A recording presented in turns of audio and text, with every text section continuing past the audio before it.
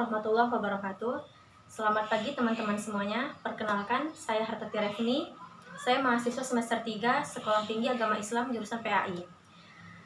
Baiklah teman-teman semuanya, pada kesempatan kali ini kami akan mempresentasikan makalah kami yang berjudul Tasawuf Falsafi Ibnu Arabi. Baiklah, langsung saja akan dijelaskan oleh rekan saya Ahmad Jazuli. Kepada Ahmad Jazuli, waktu dan tempat saya persilahkan. Terima kasih kepada moderator. Saya akan menjelaskan rumusan masalahnya. Yang pertama, bagaimana biografi singkat Ibnu Arabi. Yang kedua, apa saja karya-karya yang telah dihasilkannya. Dan yang ketiga, apa ajaran tasawuf Ibnu Arabi.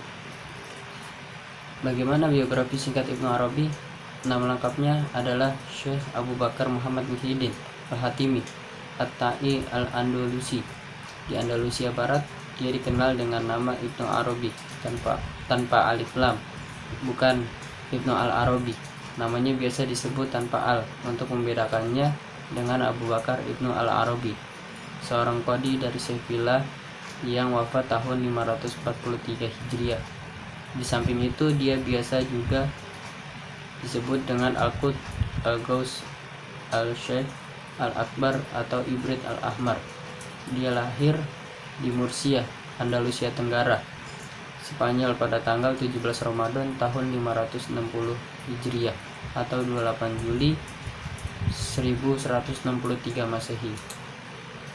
Ibnu Arabi mempelajari Al-Quran, hadis, serta fikih pada sejumlah murid seorang faqih Andalusia terkenal, yaitu Ibnu Hazm Az-Zahiri.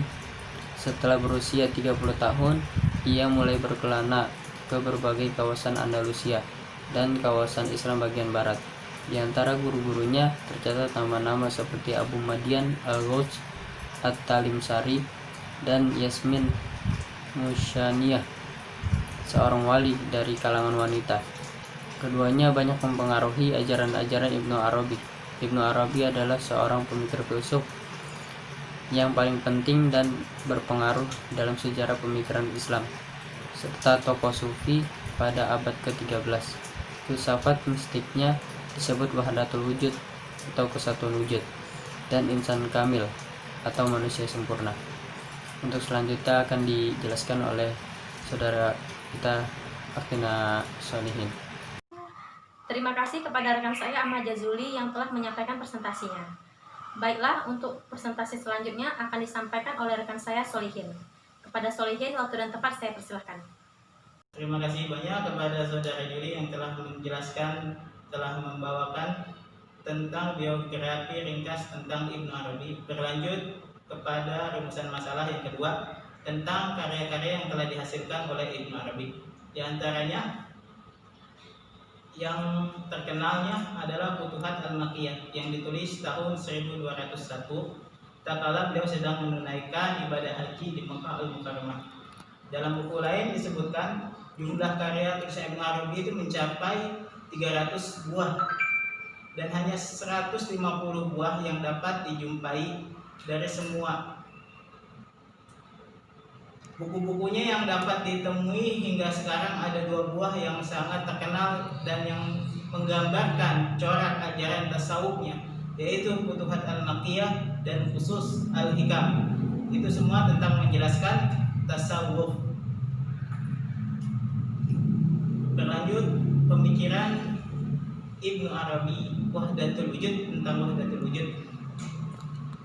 Berdasarkan mistiknya yang disebut Wahdatul Wujud, kesatuan wujud, dalam kitabnya Al-Futuhat Al-Makkiyah, Ibnu Arabi menuturkan bahwa Allah adalah wujud mutlak, yaitu zat yang mandiri yang keberadaannya tidak disebabkan oleh sesuatu apapun.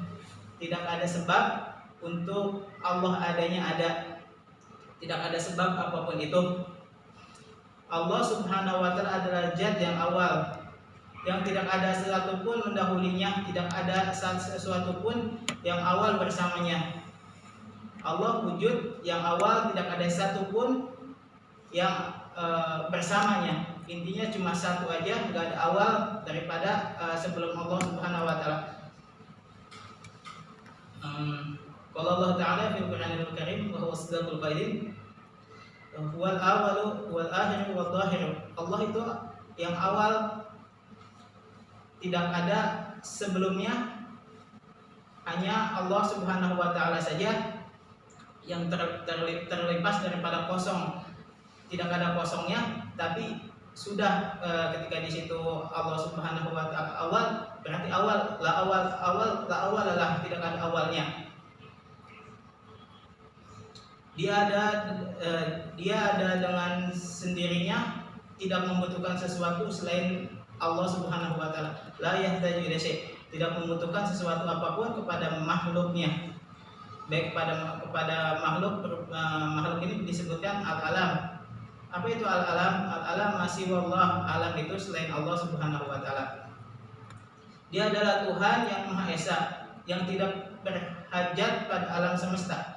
Jadi yang tadi sudah saya jelaskan bahwa Allah Subhanahu wa taala tidak membutuhkan sesuatu apapun kepada alam semesta. Berlain kepada kita alam semesta itu saling membutuhkan. Manusia saling membutuhkan kepada alam, baik secara sosiologi atau apa lain sebagainya. Kita masih membutuhkan sesuatu. Menurut Ibnu Arabi, wujud alam pada hakikatnya adalah wujud Allah, dan Allah adalah hakikat alam. Tidak ada perbedaan antara wujud yang qadim yang disebut khaliq dengan wujud yang baru. Yang disebut makhluk, tidak ada perbedaan antara abid menyembah dengan ma'bud yang disembah. Bahkan antara yang menyembah dan disembah adalah satu. Perbedaan itu hanya pada rupa dan ragam dari hakikat yang satu. Gak bisa jelasin. Meskipun demikian, istilah wahdatul wujud yang dipakai untuk menyebut ajaran sentralnya itu tidaklah berasal dari dia, tetapi berasal dari Ibnu Taimiyah. Sentralnya dari Ibnu Taimiyah, tokoh yang paling keras dalam mengecam dan mengkritik ajaran sentralnya tersebut, yaitu tadi Ibnu Taimiyah, yang telah berjasa dalam mempopulerkan ke tengah masyarakat Islam tentang wahdatul wujud. Menurut Ibnu Taimiyah, apa sih wahdatul wujud menurut Ibnu Taimiyah? Menurut Ibnu Taimiyah, wahdatul wujud adalah penyamaan Tuhan dengan alam. Menurut penjelasannya, orang-orang yang mempunyai paham wahdatul wujud mengatakan bahwa wujud itu sesungguhnya hanya satu dan wajib al-wujud yang dimiliki oleh Khaliq, juga al-wujud yang dimiliki oleh makhluk. Selain itu, orang yang mempunyai paham wahdatul wujud itu juga mengatakan bahwa wujud alam semesta dengan wujud Tuhan tidak ada perbedaan. Dari pengertian tersebut, Ibnu Taimiyah telah menilai ajaran sentral Ibnu Arabi dari aspek tasbihnya saja, penyerupaan tasbih, penyerupaan khaliq dengan makhluk. Tetapi belum menilainya dari aspek tanzihnya, berupa penyucian khaliq. Sebab kedua aspek itu terdapat dalam ajaran Ibnu Arabi, yaitu berupa tasbih dan tanzih. Akan tetapi perlu disadari bahwa kata-kata Ibnu Arabi pun banyak yang membawa pada pengertian seperti yang dipahami oleh Ibnu Taimiyah. Meskipun di tempat lain terdapat kata-kata Ibnu Arabi yang membedakan antara khaliq dengan makhluk dan antara Tuhan dengan alam, ada perbedaan. Itu menurut Ibnu Taimiyah tadi. Di sebagian tempat.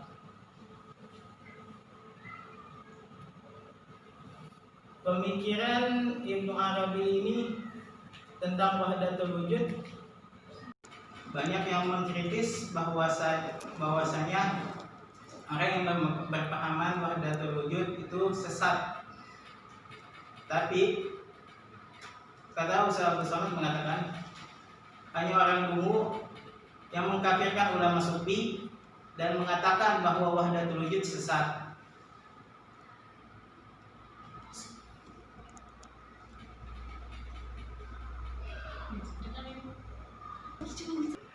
Pemikiran Ibnu Arabi tersimpul pada ucapannya, Maha suci Allah Subhanahu wa taala yang telah menjadikan segala sesuatu, dan Dia sendiri adalah hakikat dari segala sesuatu.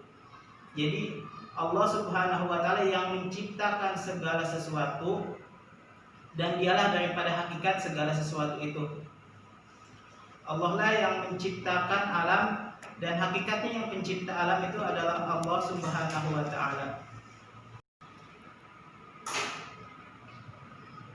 Bahkan sebagian ulama pun mengatakan bahwasanya Ibnu Arabi tidak berpikiran wahdatul wujud, tapi banyak yang menyelusupkan ke dalam buku-bukunya, pemikirannya. Bukan berarti Ibnu Arabi berpikiran wahdatul wujud. Memang berpikiran wahdatul wujud, maksudnya wahdatul wujud itu apa? La ilaha illallah la ilaha illallah la mawjud bihaqqin illallah. La ilaha illallah ma'bud bihaqqin biwujudi illallah. Tidak ada Tuhan yang berhak disembah kecuali Allah Subhanahu wa taala. Allah itu wujud yang ada, kita ada juga, tapi kita diciptakan oleh Allah Subhanahu wa taala.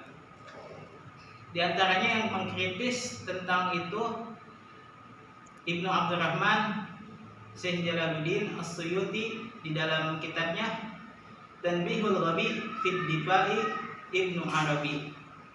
Wallahu ta'ala alam.